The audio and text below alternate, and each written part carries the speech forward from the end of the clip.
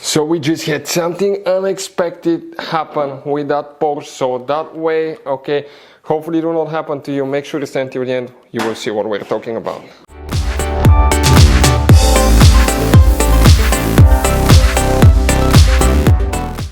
Hey guys, welcome back to Auto Repair guys. Today will be super helpful video to any of you guys having a Porsche. It could be Cayenne Macan, multiple Panameras with battery drain. We've had battery drain on that thing for years guys. That's super unpredictable. Sometimes it will be good for 2-3 months, then it will be draining the battery for a couple of days. The vehicle cannot start. So we notice how when the battery drain is present, practically it's most likely the radio problem. We replaced it with another one. It was good for almost a year, then started doing it again. But in this video we will explain guys, if you cannot find the drain, you spend quite a bit of time, money, resources, and you still want to drive your vehicle, we'll explain how we're going to install remote battery disconnect switch.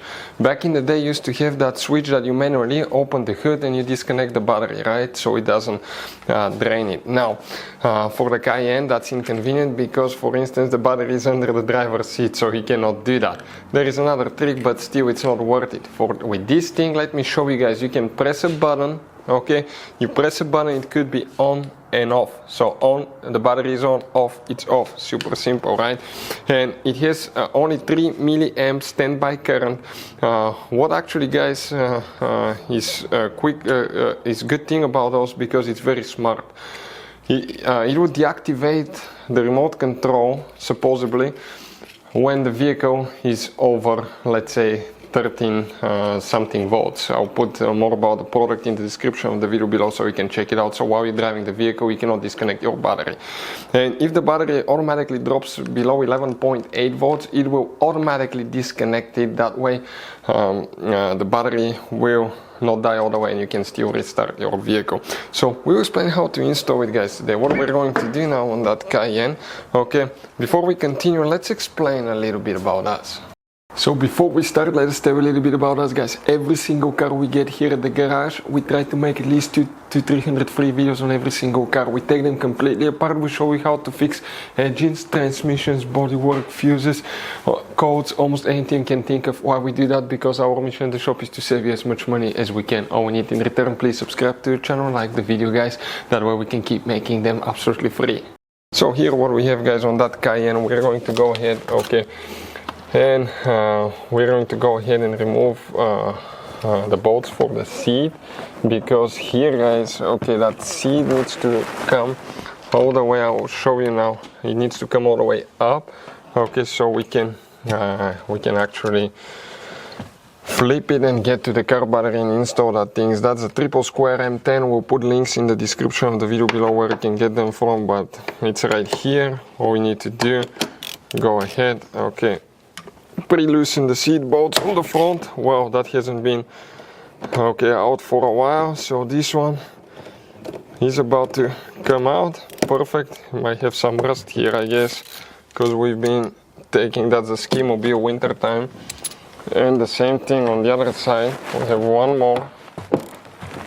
Okay, it's only gonna, okay, you guys gonna see it kind of like that there. Wow, that's quite tight. And I replaced the battery last year, but it still built some rust here. The battery didn't last long because it could drain it once in a while, and you know, when you drain a battery, you practically shorten its life tremendously. The battery is still on. We need to go ahead and scoot the seat quite a bit. I can lift it up now. It still needs to go more. Okay, let me see now. Okay, okay, I need to go more back, and the seat adjustment needs to come like that to clear it. Okay, let me show you, just like this one. Here is the car battery guys. We're going to go ahead, open it. Okay, and our car battery is right here underneath. You see, that's the negative cable. That's where we need to be working guys. That's where we need to install that device. And then we need to enclose everything, and we'll see how it works. So let's continue now. So guys, here we're going to demonstrate on that battery so we can clearly see everything. Then we're going to go to the next car and install it. But that's practically the negative terminal, okay, right here. All we have to do now, okay, get this one tight, right? And once you guys, okay, get it tight, let me see, I think, yeah, that one would work. Okay, perfect. The next step, guys, will be that's a negative terminal, you see right here, that's a negative, right? So what we're going to do now, guys, okay, this, you can adjust the angles if you need with an Allen wrench. You can turn them anywhere you want them to. Watch this thing now. For instance, if you get that one loose, I want to show you, you can turn it, you can put it wherever it needs to be, and you can adjust it. We're just going to set it that way now. I think for us it will work amazing. And what we need to do here, okay, tighten that bolt. Let me get some wrenches here quick so we can tighten everything, and then we can continue, guys. Okay, perfect. So we're going to come here and see which one's this one is. Perfect, like that. 14. It's tight. Now the next step, guys, okay, we need to go ahead and install, okay, the device itself. Here we have one nut, and let me see if this one is with a 14 or 13, 12, I don't know. Looks like it's a 12. Okay, we're going to get it tight, alright? Okay, like this one. Next, that's the new negative terminal, practically. That's your new negative terminal for your car battery. Okay, this one needs to be tightened again. Now, what you guys need to do, that one is your positive. So that one needs to go back to the positive terminal, okay, right here. So we're going to, okay, this one should be attached with a bolt to positive terminal, but we want to test it and see, okay, how it works now. So it's off, right? Here, if you click off, okay, it says work light and stuff like that. So we're going to test the terminals and see what kind of current we have. What do we have now? 0 volts, guys, 0 volts.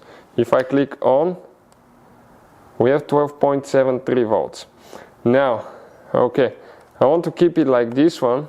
Okay, let me stick this one here. Okay, one person hold this one.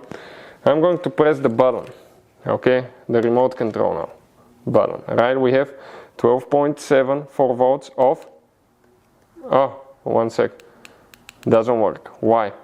We need to, guys, see, okay, if we have battery, okay, in the remote control. It's very likely, because I don't see any light blinking, that they didn't send us batteries.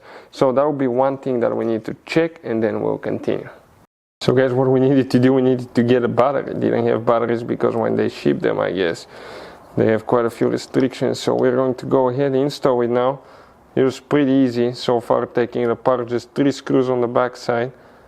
Okay, just be prepared that both remote controls, it comes with 2, they do not have battery quite often, so you will, guys, okay, need to provide batteries yourself. So let me see now if we can align everything, because it seems like it's not going in so easy like it should. Now I pressed the button accidentally and I heard it clicking, so I think I disengaged it.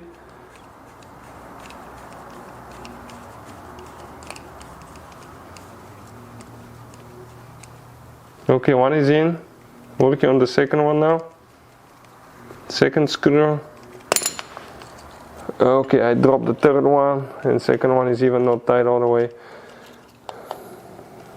So you need to have a small Phillips screwdriver, it will make your life much easier.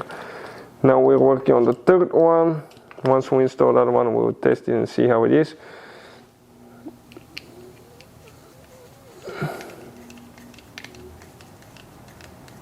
Okay, let's check it out, guys. Okay,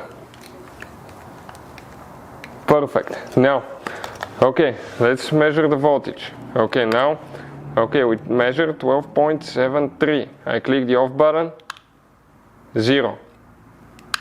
On, 12.73, off. You can see that it works.